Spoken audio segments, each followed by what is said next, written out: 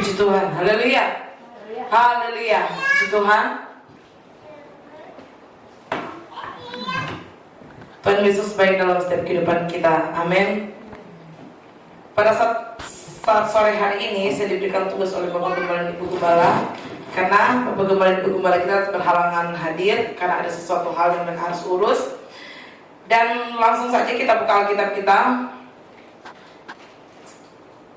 Saya diberikan tugas, tema dari ketua ialah tema hari ini adalah berjaga-jaga melawan iblis. Amin. Kita buka Alkitab kita yang terdapat dalam 1 Petrus. 1 Petrus pasal yang kelima, ayatnya yang ke-8 sampai ayatnya ke-9. Ayat ini sudah tidak asing karena sering sekali saya ituin ayat ini. 1 Petrus pasal yang kelima, ayat yang ke-8 sampai ayat ke-9. Saya akan bacakan untuk kita semua, teman-teman menyimak.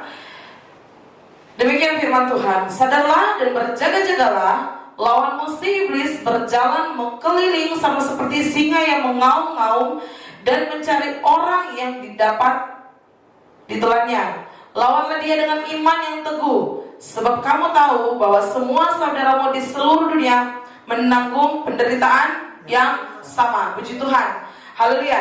Pada saat sore hari ini, tema kita untuk setiap pemuda remaja yang ada adalah berjaga-jaga melawan si iblis. Ini adalah kata perintah dan mengingatkan kita semua, amin. Untuk mengingatkan bagaimana kita setiap anak-anak muda yang ada, kita harus mempunyai seperti firman Tuhan di ayatnya yang ke-9, iman yang teguh. Kenapa kita harus mempunyai iman yang teguh? Kita lihat bagaimana di ayatnya yang ke-8. Sadarlah bahwa lawan kita adalah si iblis. Amin Joshua. Puji Tuhan ya, Joshua datang ya. Nah, lawan kita adalah si iblis. Nah, bagaimana caranya kita melawan? Ya kembali lagi di ayat yang ke-9. Lawanlah dengan iman kita yang teguh. Betapa pentingnya ibadah itu untuk membangun iman kita, amin. Untuk membangun kerohanian kita agar supaya kerohanian kita tidak tidur, amin. Penting hal ini, haleluya. Nah, kita buka kitab kita yang terdapat di dalam 1 Yohanes pasal yang kelima, ayat yang ke-13 dikatakan begini. Demikian firman Tuhan. Semuanya itu kutuliskan kepada kamu supaya kamu yang percaya kepada nama anak Allah tahu bahwa kamu memiliki hidup yang kekal.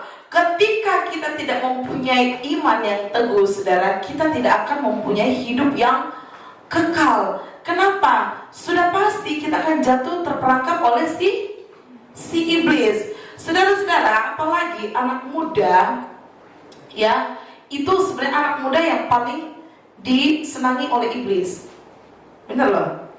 Si iblis tuh kalau misalnya setiap anak-anak muda tuh masih yang belia-belia, itu kayak seperti kita lihat seblak gitu ya, mie ayam gitu ya. Itu sangat menggiurkan untuk si iblis. Untuk apa? Untuk merampas kehidupan masa muda mereka. Untuk apa? Menjadi pasukannya siapa? Pasukannya si iblis, ya, sudah tahu ya. Maka dari itu Tuhan mengingatkan kita agar supaya apa? Kita memiliki iman yang teguh. Dan di sini 1 Yohanes pasal yang kelima ayat 13 katakan bagaimana? Supaya kamu yang percaya artinya itu keimanan kita kepada siapa? Kepada Tuhan, amin. Kita harus memiliki Tuhan yang hidup, yaitu Yesus dalam setiap kehidupan kita. Ingat ketika Tuhan Yesus dicobai di padang gurun, ya, gimana iblis, nih bayangin loh, Yesus aja mau dicobai oleh iblis, apalagi kita manusia biasa. Haleluya. Nah, maka dari itu kita harus melihat, jangan berpikir begini, aku bisa kok bilang dalam nama Yesus, perginya dia. Tapi kalau misalnya hanya mengucapkan dan tidak ada iman kita, kehidupan kita aja semrawut, tidak pernah beribadah, tidak pernah berdoa, tidak pernah itu kepada Tuhan, dengan sombongnya kita dalam nama Yesus, pergilah kau iblis, aku ya. Tetapi tidak mempunyai iman, hanya berkata tapi tidak mempunyai iman. Saudara-saudara, ini si iblis juga dia sangat mengerti firman Tuhan. Dia mengincar setiap kelemahan kita untuk menjadikan apa? Dosa. Jangan sampai kita, maka dari itu Rasul Paulus mengingatkan setiap kehidupan kita bagaimana kita jangan sampai dari kelemahan kita jangan sampai terperangkap oleh si iblis. Nah, di sini juga di Petrus juga mengatakan bagaimana kita harus berjaga-jaga melawan si iblis dengan apa? Dengan iman yang teguh. Nah, di sini kita diingatkan kembali bagaimana dalam pergaulan kita juga, ya, itu sangat penting juga bagaimana kita rajin ke gereja. Kembali lagi saya bilang, rajin ke gereja, rajin youth gafra, amin. Pra remaja, amin. Haleluya. Ya, kenapa di gereja ini mendiri komunitas ini agar supaya setiap anak-anak muda, anak-anak eklesia yang ada itu tidak terperangkap oleh si iblis. Karena ketika kita mempunyai iman, ketika kita tidak mempunyai iman, ya teman-teman, kita akan sama seperti Yudas Iskariot.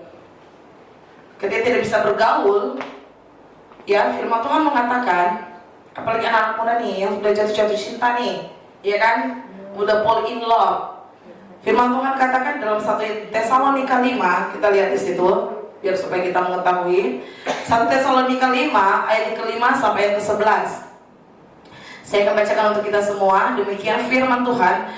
Karena kamu semua adalah anak-anak terang dan anak-anak siang, kita bukanlah orang-orang malam atau orang-orang kegelapan. Sebab itu baiklah jangan kita tidur seperti orang-orang lain, tapi berjaga-jaga dan sadar. Sebab mereka yang tidur waktu malam, dan mereka yang mabuk waktu malam. Tetapi kita yang adalah orang-orang siang, baiklah kita sadar, berbaju zirakan apa sih itu? Iman dan kasih, dan berketopokanlah pengharapan keselamatan. Karena Allah tidak menetapkan kita untuk ditimpa murka, tapi untuk beroleh keselamatan oleh Yesus Kristus Tuhan kita, yang sudah mati untuk kita, supaya entah kita berjaga-jaga, entah kita tidur, kita hidup bersama-sama dengan Dia. Karena itu, nasihatilah seorang akan yang lain, dan saling membangunlah kamu seperti yang memang kamu lakukan. Jadi firman Tuhan katakan, ketika ada teman kita yang mulai melengong, ya, misalnya ya kan, Joshua mulai melengeng gitu kan, bestinya si Brian bisa menasihati Joshua agar supaya dia kembali lagi ke ini, misalnya ya. misalnya Joshua nih pacaran sama orang seberang nih, ya kan, misalnya, ya kan, enggak kan Joshua?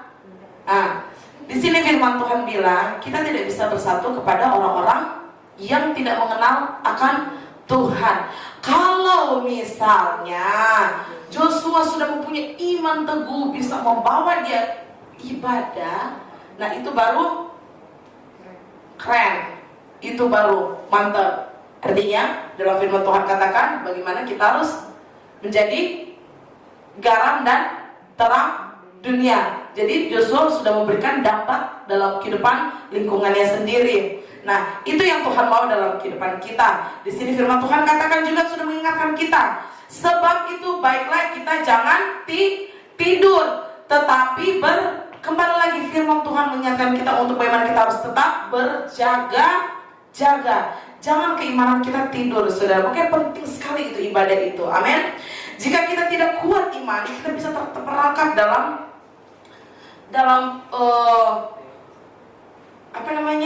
tipuan iblis, saudara. Tidak ada firman Tuhan dalam kehidupan kita yang masuk dalam kehidupan kita, apalagi sudah beribadah, nggak pernah berdoa, nggak pernah baca Alkitab. Waduh, suram lah itu.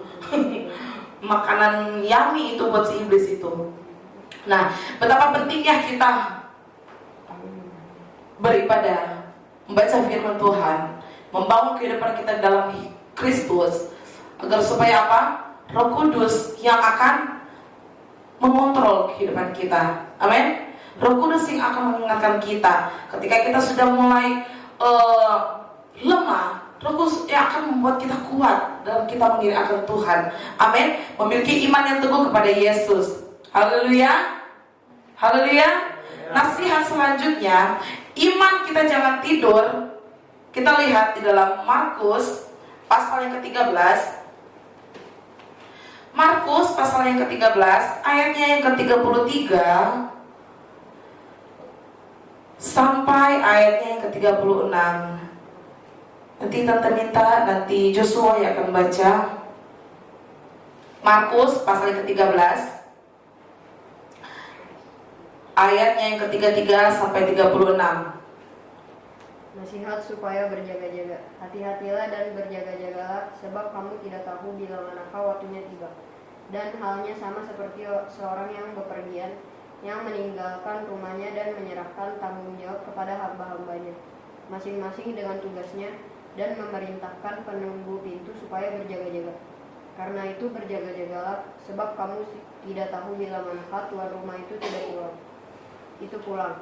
Menjelang malam, atau tengah malam, atau larut malam, atau pagi-pagi buta. Supaya kalau ia tiba-tiba datang, jangan kamu didapatinya sedang tidur. Apa yang kukatakan kepada kamu, kukatakan kepada semua orang, berjaga-jagalah. Ada amin? Ada amin? Jangan Amin. seperti murid-murid Tuhan Yesus. Ketika Tuhan Yesus berdoa, sebelum dia ditangkap pada waktu itu di mana coba Tuhan Yesus berdoa pada waktu itu? Yemima. Di taman Getsemani. Tuhan Yesus berdoa, apa yang dilakukan oleh murid-muridnya? Tetap mereka ikutan berdoa enggak? Tidur. Terus dimarahin oleh Tuhan Yesus pada waktu itu. Tidak sanggupkah kalian berjaga-jaga dalam 1 jam saja? 1 jam loh ya Tuhan, yang 1 jam aja yang apa namanya, yang sebenarnya kalau misalnya kita ngikutin perpuluhan perpuluhan jam, tahu nggak kali perpuluhan jam? Perpuluhan jam itu jam dalam 1 hari berapa jam? 24 jam. Berarti kita harus memberi perpuluhan jam itu berapa? 2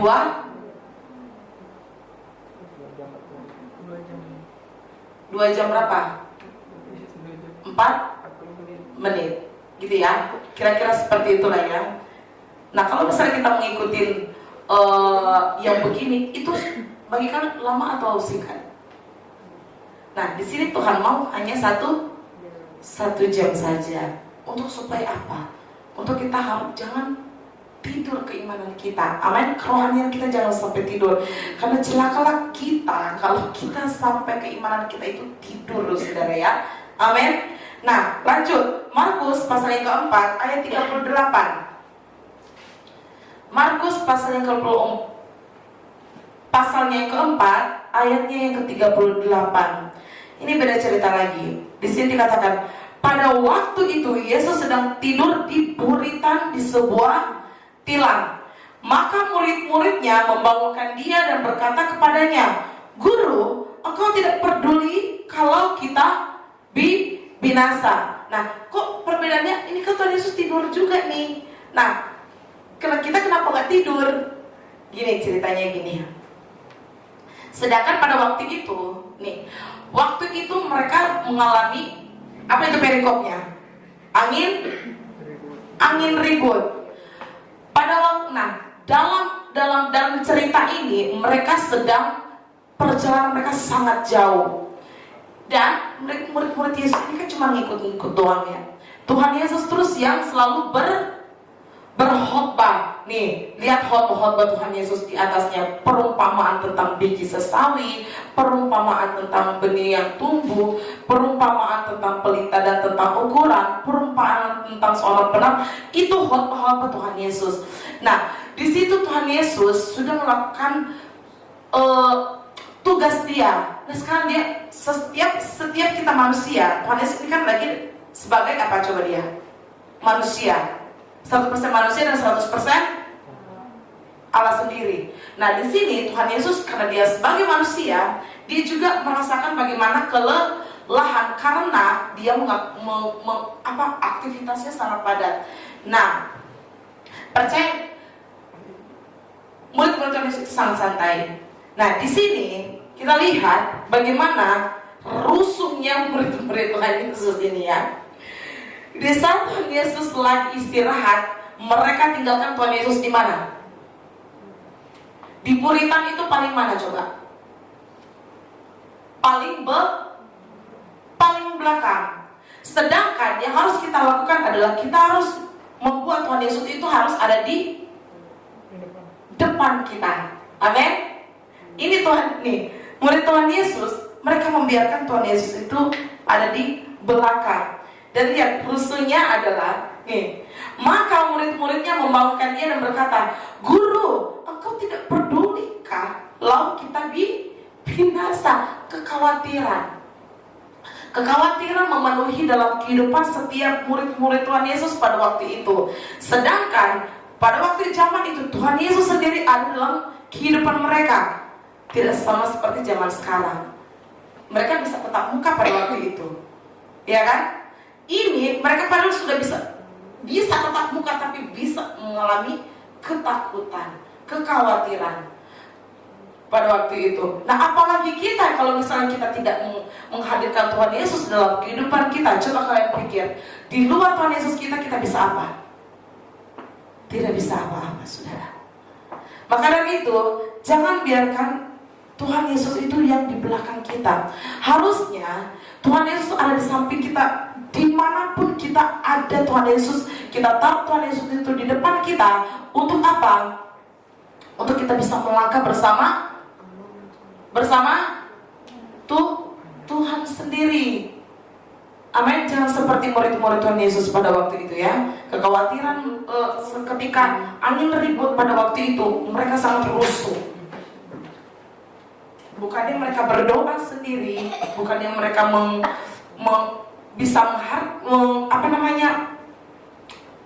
pada saat itu tidak akan terjadi kecelakaan kalau bisa itu, tetapi mereka khawatir.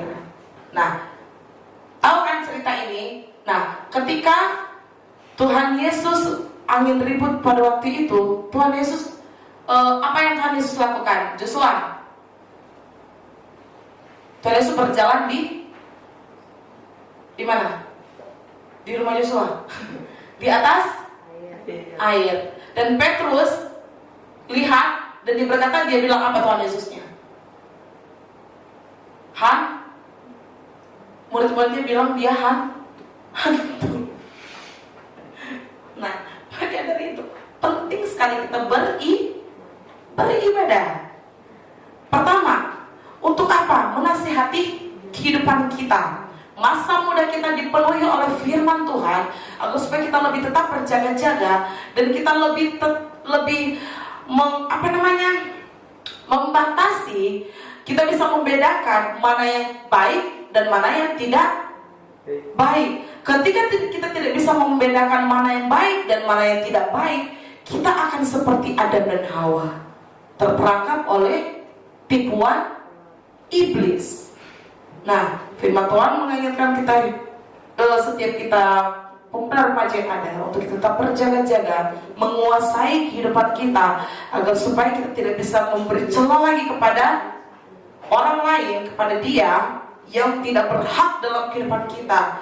Dan yakinlah, percaya ketika kita dalam Kristus, dalam tuntunan Roh Kudus, kita tidak akan berani dicolek oleh iblis. Amin.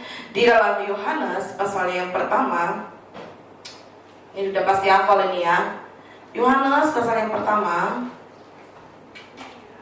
Yohanes 15. Yohanes 5. Ini siapa yang hafal nih? Yang apa kita? Imima. Yohanes pasal yang ke-15 ayat yang pertama sampai ayat ke-8, kita baca sama-sama ya. Dalam kehitungan yang ketiga, 1, 2, 3. Akulah pokok anggur yang benar, dan Bapakkulah pengusahanya. Setiap ranting padaku yang tidak berbuah dipotongnya, dan setiap ranting yang berbuah dibersihkannya, supaya ia lebih banyak berbuah. Kamu memang sudah bersih karena firman yang telah kukatakan kepadamu.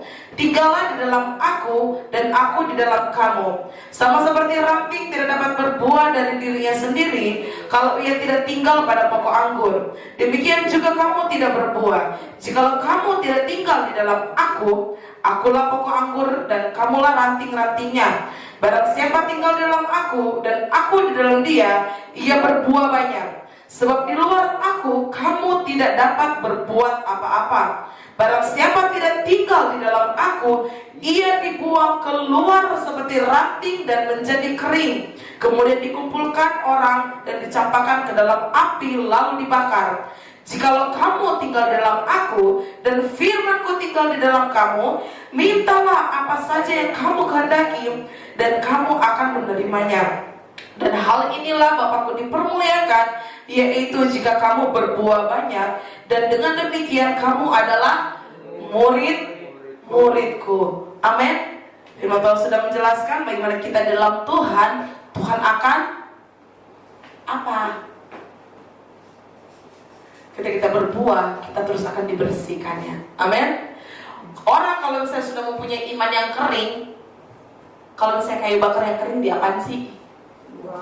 Dibuang terus dibakar. Artinya orang yang kering diapain? Dibuang terus ditaruh di neraka. Ih, benar dong. Iya kan? Taruh di neraka. Ya, makanya dari itu teman-teman, kita harus tetap berjaga-jaga, karena hari-hari ini adalah hari-hari yang jahat. Dan hati-hati dalam bergaul, dan rajinlah beribadah kepada Tuhan, baca firman Tuhan, rajin berdoa agar supaya kita mempunyai iman yang teguh kepada Tuhan dan kita tidak terperangkap oleh tipuan iblis. Ada amin? Amin. Nah, besok ada para remaja, jangan lupa ya, saudara-saudaraku. Puji Tuhan. Kita sudah mendengarkan renungan firman Tuhan pada saat sore hari ini, biar setiap kita dikuatkan, diingatkan kembali bagaimana kita mempergunakan masa muda kita, bukan hanya untuk foya-foya, tetapi melainkan untuk kita melayani pekerjaan Tuhan. Amin. Menopang pelayanan Tuhan di tempat ini, itulah sesuatu hal yang sangat Tuhan sukai dalam kehidupan kita. Amin. Lawanlah si iblis dengan imanmu yang teguh, agar supaya kehidupanmu kekal selama-lamanya di dalam Tuhan Yesus. Puji Tuhan. Kita akan akhiri ibadah kita saat sore hari ini.